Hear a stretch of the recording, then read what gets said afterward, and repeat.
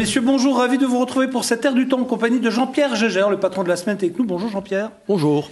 Et notre invité aujourd'hui, il est vice-président au Conseil régional de Lorraine. Daniel Béga est avec nous, bonjour. Bonjour. Merci d'être avec nous. Avant de faire un point sur la politique en général, je voudrais juste qu'on revienne sur un dossier dont on a beaucoup parlé ces derniers temps, et notamment dans Bienvenue chez vous, c'est le gaz de schiste. Moi, je voudrais juste avoir votre avis aujourd'hui. Est-ce que quand on sait que les sous-sols... Alors, il n'y a eu encore aucun vrai sondage de fait. Il y a eu un sondage. Alors ? Oui, d'abord, c'est pas du gaz de schiste. Le dossier qui intéresse la région Lorraine, c'est du gaz de houille. En fait, c'est le grisou. Le grisou qui est naturellement présent dans les veines de charbon. Ah, le gaz de schiste, ça pourrait être du grisou alors. C'est du grisou.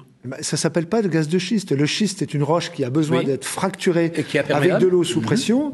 Tandis que là, on est effectivement dans du grisou. C'est du méthane, en fait. Voilà, c'est la nature qui a fabriqué ça. C'est du méthane qui est installé dans les veines de charbon du bassin houiller de Lorraine. Et on a un investisseur qui s'est intéressé tout particulièrement à cette question-là, qui a fait un forage en vraie grandeur sur le secteur de Fauchevillers. Ah, donc il y a eu un vrai forage. Oui, il a un vrai forage. Il a fait tester son dispositif par l'Institut français du pétrole, qui semble indiquer qu'il y a un gisement considérable. Enfin, les chiffres les plus optimistes, c'est 12% de la consommation annuelle française en gaz sur 20 ans. Ce qui est considérable. Enfin, c'est pas le Grand-Duché, ou le Grand-Duché, ils ont lancé le débat, eux. Oui, alors moi je dis bien, c'est pour ça que je distingue les deux. Le gaz de houille, si tant est qu'on aura besoin d'un certain nombre d'informations complémentaires, mais la technique d'extraction du gaz de houille n'a rien à voir avec la technique d'extraction du gaz de schiste. Donc il n'y a pas de... Donc il n'y a pas de blocage A priori, moi on n'en a pas discuté avec Jean-Pierre Masseret et l'exécutif, sous réserve d'avoir un minimum de petites investigations scientifiques complémentaires pour être sûr effectivement de la mise en œuvre du dispositif, parce qu'il y a quand même des bouts qui vont remonter, parce qu'il faut effectivement... Mais c'est pas de facturation hydraulique alors ? Mais il n'y a pas de facturation hydraulique. Donc c'est quand même... on échappe au débat qui est un débat national aujourd'hui, qui avait été tranché par le président de la République et qui rejette le principe de l'utilisation de la fracturation hydraulique. Donc nous sommes complètement en dehors de ce débat-là. Et, a priori, il n'y a pas de produits chimiques. Il n'y a pas de l'eau sous pression qui est injectée. Ça n'a rien à voir. Là, il va y avoir de l'eau qui va remonter. À partir du moment où, effectivement, lorsqu'on fait du forage, on récupère du grisou, il pourrait être mélangé avec de l'eau. La question, c'est de s'assurer de la qualité des eaux de remontée et de la compatibilité avec les nappes qui sont aujourd'hui présentes dans le bassin houilleur. Pour cette extraction ? Si les conditions d'exploitation sont confirmées, et s'il n'y a pas effectivement de méthode dite de fracturation telle que cela est utilisé pour le gaz de schiste, je ne vois pas pourquoi nous serions opposés. Je pense même que c'est une chance pour la Lorraine. C'est une opportunité extraordinaire pour le bassin houiller. Pour une fois qu'on aurait quelques bonnes nouvelles, il faut s'en réjouir. Ouais.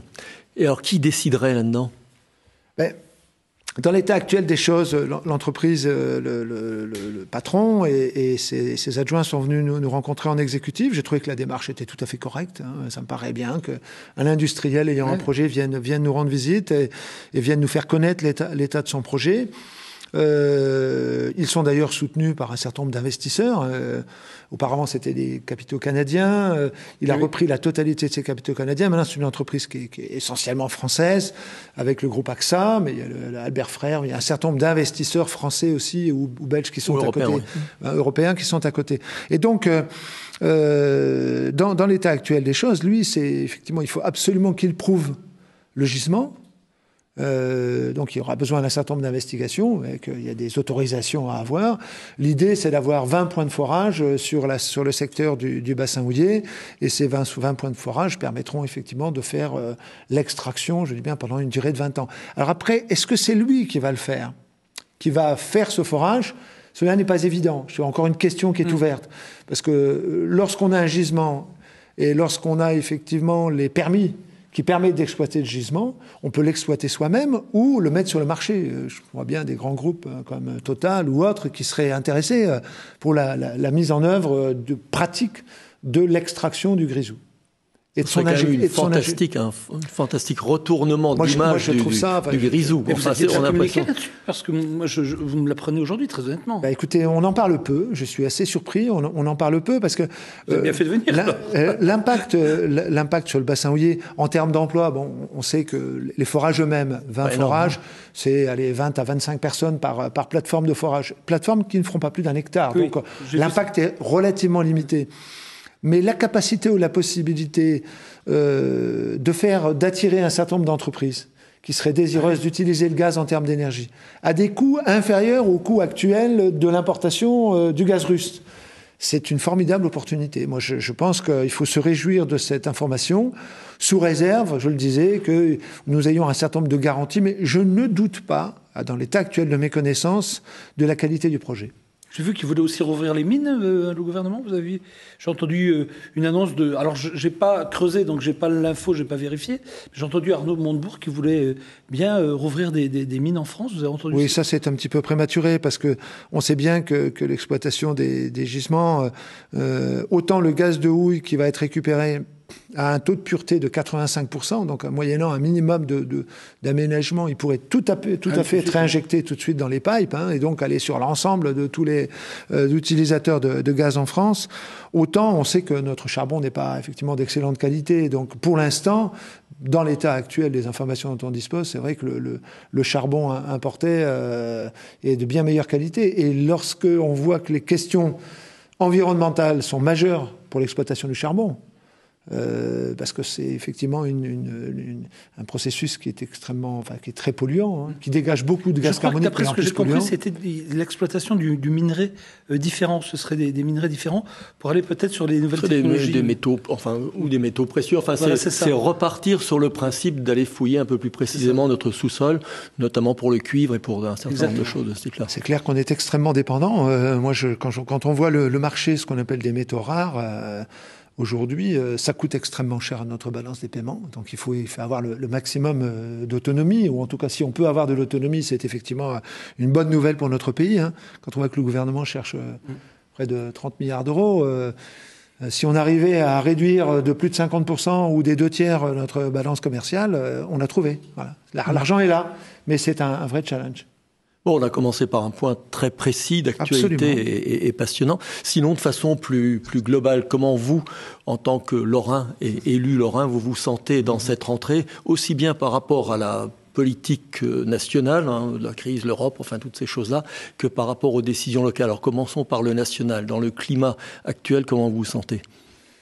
Moi, deux difficultés majeures. La première, c'est que même s'il y a eu un changement de gouvernement, je vois que les décisions restent encore extrêmement centralisées. On est encore dans un État qui est très très jacobin, où les ordres en fait sont organisés et mis en œuvre à l'échelle parisienne.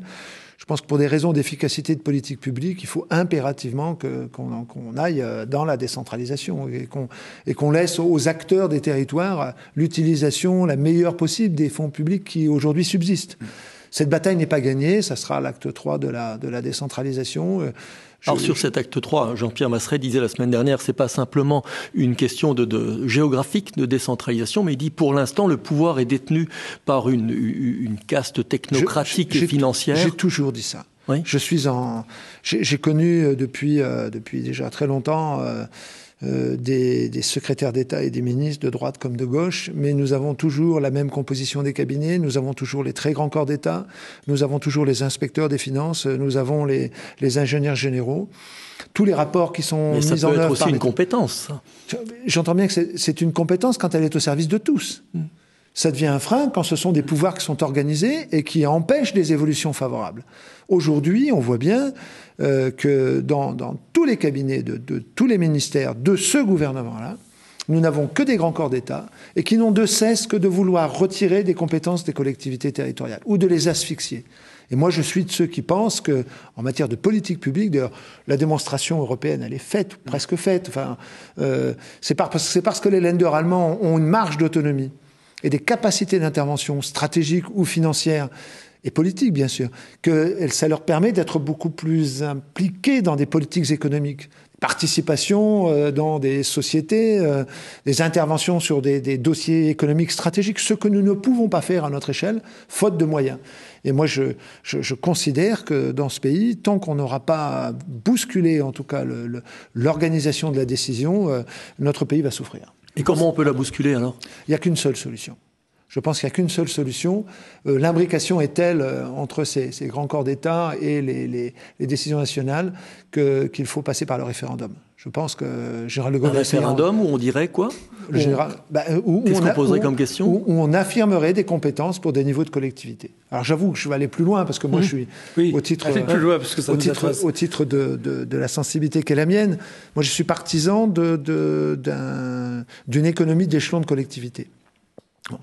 Je suis d'ailleurs partisan à ce qu'il y ait des regroupements de certaines communes. Je pense qu'une commune de 25, 30 ou 50 habitants n'est pas particulièrement viable. Au jour d'aujourd'hui, en tout cas, elle pose des vraies questions, en tout cas, de gestion de crédit public et puis d'efficacité de la politique publique. Donc il faut regarder très précisément les seuils en dessous desquels il faudra imaginer des regroupements de collectivités, de communes. Et puis je suis partisan je ne dis pas la suppression, puisque souvent on l'a dit, mais de la fusion du département et de la région dans une seule collectivité, avec des élus sur les territoires. Donc pratiquement ce que proposait le gouvernement précédent. Et des élus de proportionnels. Il nous faut les deux. Il nous faut des élus de territoire pour remonter les besoins qui sont issus des territoires. Et il nous faut des élus de proportionnels qui puissent sortir un peu de ces exigences territoriales. Qu'est-ce que vous appelez des élus proportionnels pour nos des élus de proportionnels, c'est un peu le système à l'allemande, c'est d'avoir une liste. Vous imaginez, vous avez une nouvelle collectivité territoriale qui est composée de 110 ou 120 élus. Sur les 120 élus, vous en avez 60 qui viennent des territoires, ou 70, et vous en avez 50 ou 60 qui viennent d'une liste proportionnelle. C'est-à-dire, le même jour, vous élisez sur les territoires et vous faites l'élection sur liste à la proportionnelle. Alors, en plus, ça a l'avantage démocratique, c'est que une liste à la proportionnelle permet de favoriser la participation paritaire, hommes-femmes, donc de rééquilibrer et de faire en sorte qu'il puisse y avoir dans ce pays un peu plus d'élus du sexe féminin dans nos institutions. Et puis, ça a le deuxième avantage, c'est que ça permet de représenter une grande partie de l'ensemble des sensibilités politiques de notre territoire.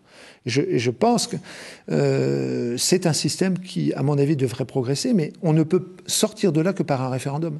Personne aujourd'hui, a fortiori le Sénat, n'oserait imaginer une transformation de ce type. Personne n'a envie.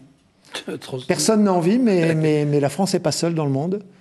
Et la France doit se doter de structures, de collectivités, d'outils publics qui soient plus performants. Dans l'autre grand débat entre l'équilibre ville-campagne, vous disiez il faut rationaliser un certain nombre de structures collectives. Est-ce que vous êtes un partisan des métropoles? Par exemple, ce qui se fait en ce moment sur le sillon lorrain entre Épinal, Nancy, Metz et Thionville, est-ce que vous êtes pour cela, ou est-ce que vous dites attention, il ne faut pas oublier le reste du territoire? J'allais presque dire les deux, parce que on ne peut pas non plus imaginer que les grandes métropoles, enfin en tout cas les pôles urbains, soient isolés. Ils ont besoin de trouver des synergies, de la mutualisation, de trouver de l'efficacité. Regardez, l'université Lorraine, c'est l'exemple type. On ne peut pas rester à une échelle d'une petite région, on ne peut pas rester avec des universités ayant des stratégies différenciées, voire concurrentielles. Donc il faut à un moment ou à un autre travailler sur des synergies. Donc je pense que les grands pôles urbains se réunissent sur des politiques optimisées, ça me paraît tout à fait normal. Mais dans ce cas-là, effectivement, le rôle de la région, c'est de veiller à ce qu'il y ait une juste équité au regard des territoires. Mais on est pleinement dans le rôle de la région. Donc, dans votre conception, il y aurait cette espèce de résultat de département-région et de l'autre côté, ville-intercommunalité. Absolument. Absolument. Je pense que c'est un point sur lequel il faudra progresser dans les mois et années à venir. Mais je ne suis pas optimiste. Je vous l'ai dit tout à l'heure. Ni par rapport au gouvernement, ni par rapport à la majorité régionale ici ? Par rapport à la majorité régionale, chacun ayant quelquefois une double approche. Et oui, si on va aller plus loin, il faudrait aussi donner une autre configuration du Sénat. Parce que le Sénat aujourd'hui, on pourrait imaginer que le Sénat soit une représentation dite indirecte des collectivités territoriales, et non pas un mode d'élection. Mais là, on se rapproche vraiment du système à l'allemande. Vraiment du système à l'allemande. Mais aujourd'hui, je pense que les conditions ne sont pas réunies au sein de la majorité pour aller jusqu'aux propositions que je viens d'énoncer. En Allemagne, il y a moins de strates par rapport à chez nous, oui. En Allemagne, il y a moins de strates, mais elles sont plus efficaces. D'abord, il y a les communes sont plus grosses. Les communes sont d'une taille complètement différente. Mais il n'y a pas de département et région. Ils ont des Kreis, ce qu'on appelle les cantons, les Kreis. Mais sauf que les Kreis ont effectivement un niveau de compétence qui est attaché à leur territoire. Les Kreis ne sont pas des petits cantons, ce sont des cantons d'une taille respectable, avec des moyens financiers stratégiques non négligeables. Mais il n'y a pas une assemblée qui réunit les Kreis. C'est-à-dire, il n'y a pas une double assemblée. Il y a les Kreis d'un côté et puis effectivement les Länder de l'autre. Et donc, c'est un peu ce qui, tout doucement, commence à se faire chez nous. Lorsqu'on regarde les communautés de communes, alors quelquefois elles s'organisent à l'échelle des cantons, quelquefois elles sont plus larges, quelquefois elles sont plus modestes. Donc ça, il faudra regarder très précisément. Et je suis de ceux qui pensent qu'il faut dépasser le cadre du canton actuel pour avoir un projet qui soit qui soit porté par un territoire. Sortir un peu des limites administratives. Donc on peut très bien imaginer qu'une communauté de communes est la taille de 3 cantons, ça, en termes d'efficacité. Et si le territoire le veut, s'il y a une identité culturelle, s'il y a un vrai besoin affiché par les acteurs de ce territoire. Mais moi, je suis intimement persuadé que cette échelle, effectivement, des communautés de communes est aujourd'hui la plus pertinente en matière d'efficacité publique. La gestion des déchets, la gestion de l'eau, l'intercommunalité, les problématiques des transports, enfin tout ça ne relève plus véritablement de la commune et relève essentiellement d'une approche intercommunale. Alors si on parle maintenant là on était sur les structures, sur les dossiers, sur ce qui inquiète ou ce qui enthousiasme parfois nos téléspectateurs en ce moment, on a parlé d'ArcelorMittal, on a beaucoup parlé ces derniers temps aussi de Skylander à Chamblay, on parle d'Ilan, genre sur les différents points, sur ArcelorMittal. Est-ce que ce délai de 60 jours qui a été donné pour trouver un repreneur, c'est crédible? Est-ce que vous croyez au redémarrage? C'est trop court. Ça n'a pas été prolongé ? D'après les informations dont je dispose, je ne le crois pas, enfin en tout cas, mais c'est effectivement trop court. Et moi, je pense qu'il faut être plus déterminé que jamais pour sauver la sidérurgie continentale lorraine. Plus déterminé. Donc l'argumentaire de Roger Quesel hier ou avant-hier, quand il disait l'acier est un produit innovant et noble, et on a nous un savoir-faire qui peut être pointu, il faut y aller. Vous le suivez ? Il faut aller plus loin. Il faut aller plus loin. Regardez le fameux dossier Ulcos. Le dossier Ulcos, qui consistait à donner la possibilité de fabriquer de l'acier à bas carbone, ou ce qu'on appelle zéro carbone. Ce qui est une avancée technologique considérable. Ce qui donnerait de l'avance, puisque les aciers qui vont être sollicités, demandés sur l'ensemble des marchés mondiaux dans les années à venir, vont être effectivement des aciers bas carbone. Ce dossier Ulcos est un dossier qui était intéressant sur la captation, mais qui n'était absolument pas innovant sur la deuxième phase qu'on appelait effectivement l'enfouissement. Oui. On allait mettre un tuyau et on allait enfouir ça dans un secteur du Nord-Meusien. Non, l'idée que nous avons, nous, notre groupe, c'est de dire profitons de ce dossier Ulcos pour lui donner un caractère qui soit vraiment innovant et faisons en sorte qu'à la sortie de la captation du gaz carbonique, on puisse utiliser ce gaz carbonique pour fabriquer quoi ? Pour fabriquer du méthane par un système qu'on appelle la méthanation. La méthanation, c'est ni plus ni moins effectivement que du mélange d'hydrogène avec du CO2, du gaz carbonique. On sait faire ça aujourd'hui. Les Allemands sont très en avance par rapport à nous. Siemens a déposé des brevets internationaux et la France reste incontestablement en retard. La raison pour laquelle on va faire un déplacement dans un petit mois en Allemagne pour voir où en est l'état de l'art. Je suis infiniment persuadé que si nous arrivions à redonner du lustre à ce dossier Ulcos, avec ce caractère innovant, en ayant une solution... On trouvera plus facilement un repreneur. Écoutez, oui. C'est la qualité du gâteau qui va intéresser le repreneur. Ouais. C'est à la fois effectivement l'outil industriel, c'est à la fois la qualité du personnel, c'est incontestable, on a du savoir-faire, mais si en plus de cela, il a un outil industriel qui est extrêmement performant au niveau de l'économie et de l'écologie, ce repreneur sera d'autant plus à même de pouvoir investir. Et c'est la raison pour laquelle je pense que sur ce dossier ArcelorMittal et sur ce dossier Ulcos en particulier, il ne faut absolument pas baisser les bras. Et vous iriez jusqu'à imaginer une nationalisation ? Ou alors vous parliez de l'Allemagne tout à l'heure, de la façon dont les collectivités allemandes peuvent rentrer dans un certain nombre de démarches. On réfléchit de plus en plus à ces questions de tiers financeurs, c'est-à-dire à trouver des systèmes qui soient imbriqués entre des décisions publiques et la conjugaison avec des intérêts privés. Je pense que sur un certain nombre de dossiers stratégiques comme celui-là, il faut que nous ayons la capacité, une collectivité comme la nôtre, mais encore faut-il qu'elle en ait les moyens financiers, une collectivité comme la nôtre, et la capacité... Quand vous dites la nôtre, c'est comme quoi ? Le conseil régional. La région. Okay. Comme le conseil régional, avec l'aide de la Banque publique d'investissement, dont d'ailleurs vous avez noté... Au début, elle devait être régionale. Ah oui. Ouais. Maintenant, elle ne devient plus que nationale. Voilà. On a encore une fois compris. C'est un inspecteur des finances qui est ça aux gens sérieux. Voilà. On laisse ça aux gens sérieux et les régions vont s'occuper. On va co-présider gentiment les décisions qui auront été déjà préécrites à l'avance. Donc, c'est encore une fois une démonstration, une illustration de ce que je disais tout à l'heure. Non, il faut qu'on ait la capacité, nous, effectivement, de pouvoir intervenir sur une approche de tiers investisseur en disant ce dossier est stratégique. On va mettre de l'argent sur la table.